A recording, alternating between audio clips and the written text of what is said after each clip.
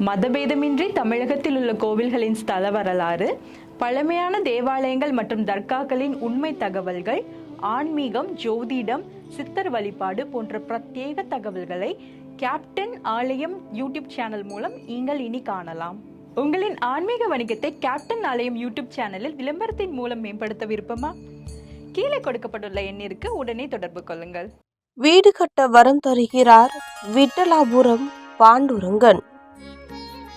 விஜயநகர பேரரசு சிறப்புற்று விளங்கிய காலம் அது. தென்னிந்தியா முழுமையும் அவர்களின் பிரதிநிதி ஆட்சி புரிந்து வருகின்றன. அவர்களின் ஒருவர் விட்டலாயர் என்ற மன்னர். தாமிரபரணி கரையில் உள்ள முரப்ப நாட்டை தலைநகராக கொண்டு ஆட்சி புரிந்து வந்த இவர் பண்டபுரம் பாண்டுரங்கன் மீது அதிக பக்தி கொண்டவர். எப்போதும் பாண்டுரங்க தியானத்தின் பாண்டுரங்கன் தரிசனத்திலும் ஈடுபட்டு இருக்க வேண்டும் என்பதே அவரின் ஆவல். ஆனால் ஆவலுள் காரணமான அவரால் நினைத்த போதெல்லாம் வடநாடு சென்று திரும்ப முடியவில்லை. இது குறித்து வருந்தினார் அவர். பாண்டுரங்கனை நினைத்து தியானம் செய்ய தொடங்கினார். அவரின் பக்தியை கண்டு மனம் இறங்கினார் பாண்டுரங்கன். ஒரு நாள் மன்னரின் கனவில் தோன்றி, மன்னா, தாமிரபரணி ஆற்றங்கரையில் எலுமிச்சை பழம் ஒன்று மிதக்கும். அதன் பின்னால் சென்றால் ஒருவரிடத்தில் பழம் சுழன்று நிற்கும். அங்கே தேடினால் என் விக்கிரகம் கிடைக்கும். அப்போது தலைக்கு மேல் ஒரு கருடன் சுற்றும்.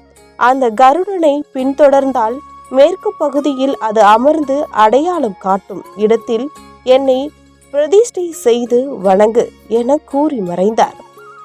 மன்னனின் கனவு கலைந்தது. பாண்டுரங்கனை தரிசனம் செய்ததால் ஏற்பட்ட செழிப்பு இன்னும் அடங்காமல் இருப்பதையும் மனம் புத்துணர்ச்சியோடு திகழ்வதையும் கண்டு கனவில் கண்டது நிச்சய பலிக்கும் என்று உறுதி பூண்டார். மறுநாள் காலையில் தாமிரபரணி நதிக்கு மன்னனும் படை வீரர்களும் சென்றனர். பெருமாள் கூறியபடியே தண்ணீரில் மிதந்தது ஒரு எலுமிச்சை பழம். அதை பின்தொடர்ந்து சென்றனர் மன்னரும் மற்றவரும். அதை ஓரிடத்தில் சுழற்றி நிற்க அந்த இடத்தில் தேடுமாறு கட்டளையிட்டார் மன்னர். சிறிது நேரத்தில் அழகிய பாண்டுரங்கனின் உற்சவ திருமேனி ஒன்று கிடைத்தது. மன்னன் மகிழ்ந்தார். எல்லோரும் விட்டலனை துதித்த போது மேலே ஒரு கருடன் வட்டமிடத் தொடங்கியது. அனைவரும் அதை பின்தொடர்ந்தனர். கருடன் ஓரிடத்தில் அமர்ந்தது. தான் கோயில் வெள்ள அந்த பாண்டுரங்கன் தேர்ந்தெடுத்த இடம் அதுவே என்பதை அறிந்த மன்னன் அந்த இடத்தில் பாண்டுரனுக்கு அழகிய கோவில் ஒன்றை எழுப்ப தொடங்கினார். கோயில் இருந்தால் தரிசனம் செய்யும் இறைவனை வழிபட மக்களும் வேண்டுமல்லவா? ஆலயத்தை சுற்றி மக்கள் குடியேற உத்தரவிட்டார் மன்னன். அற்புதமான ஊராக அந்த இடம் மாறியது. அதற்கு மன்னனின் பெயரிலேயே விட்டலாபுரம் என்று பெயரிடப்பட்டது. மன்னன் தினமும் வந்து பாண்டுரங்கனை தரிசனம் செய்து மகிழ்ந்தார். வடநாட்டில் உள்ள பண்டபுரம் தலத்துக்கு இணையான மகிமையை உடைய தலமாக திகழ்ந்தது. விட்டலாபுரத்தை தென் பண்டபுரம் என்று போற்றினார் பக்தர்கள். வட பண்டபுரத்திற்கு சென்று வேண்டுதல்களை நிறைவேற்ற முடியாதவர்கள் இங்கு அவற்றை செய்து பலன் பெறலாம் என்பதை புரிந்து கொண்டனர்.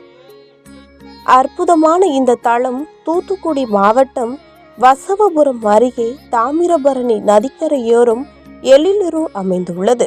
இங்குள்ள கோவிலில் மூலவர் பாண்டுரங்கன் கிழக்கு நோக்கி நிற்க திருக்கோவில் காட்சியளிக்கிறார். அருகில் ருக்மணி, சத்தியபாமா ஆகியோர் வீற்றிருந்து அருள் பாலிக்கின்றனர். மன்னன் கண்டெடுத்த உற்சவமூர்த்தி பாண்டுரங்கன் இங்கே தினமும் வெள்ளி கவசத்துடன் அருள்கிறார். தன் முன் இரு திருக்கரங்களை இடுப்பில் வைத்தபடியும் பின் இரு கரங்களில் சங்கு சக்கரம் ஏந்தியும் காட்சியளிக்கிறார். அருகில் ருக்மணி, சத்தியபாமா, பூமாதேவி, ஸ்ரீதேவி, நீலாதேவி ஆகியோரும் காட்சியளிக்கின்றனர்.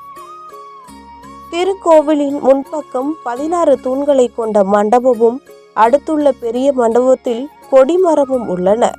மூலவரின் விமானத்தை விட உயரமான உள்ள இந்த கொடிமரம் மூலவர் பாண்டுரங்க வீட்டலரின் அனுகிரகத்தை வெளிப்படுத்துவதாக அமைந்துள்ளது. மேற்கு நோக்கி கருடாழ்வர் சந்நிதி உள்ளது.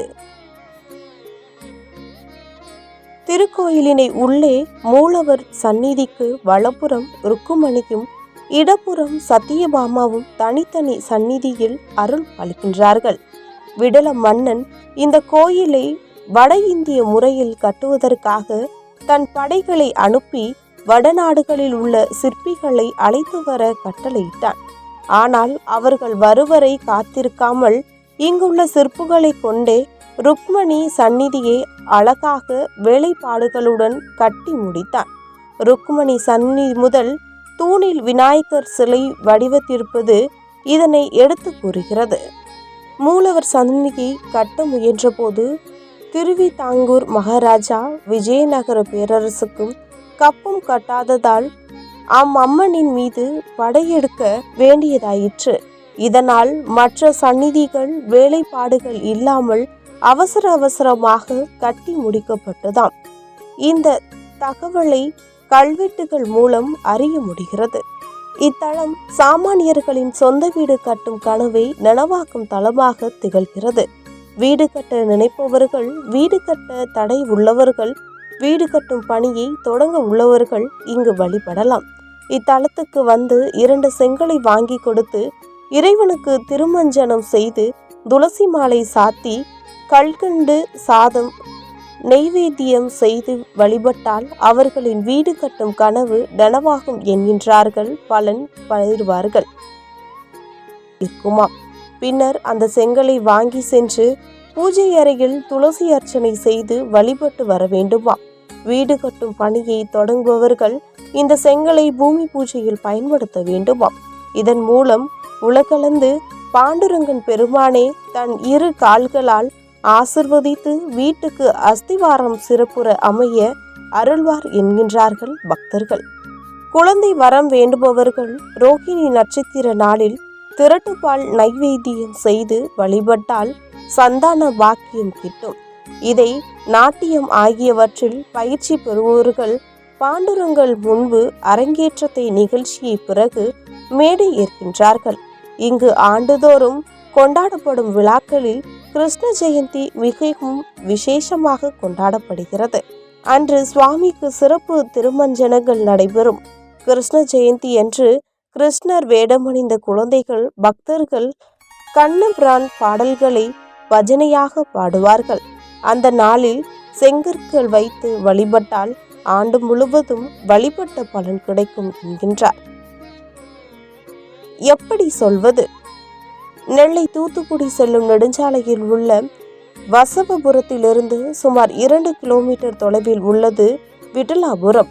நெல்லை திருச்செந்தூர் சாலையில் உள்ள செந்துங்கல் நல்லூரிலிருந்து சுமார் 2 கிலோமீட்டர் தொலைவில் உள்ளது. பேருந்து ஆட்டோக்களில் செல்லலாம்.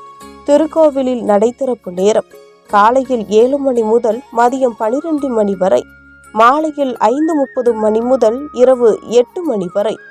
மதபேதமின்றி தமிழகத்தில் உள்ள கோவில்களின் ஸ்தல வரலாறு, பழமையான தேவாலயங்கள் மற்றும் தர்காக்களின் உண்மை தகவல்கள், ஆன்மீகம், ஜோதிடம், சித்தர் வழிபாடு போன்ற பிரத்யேக தகவல்களை கேப்டன் ஆலயம் யூடியூப் சேனல் மூலம் நீங்கள் இனி காணலாம்.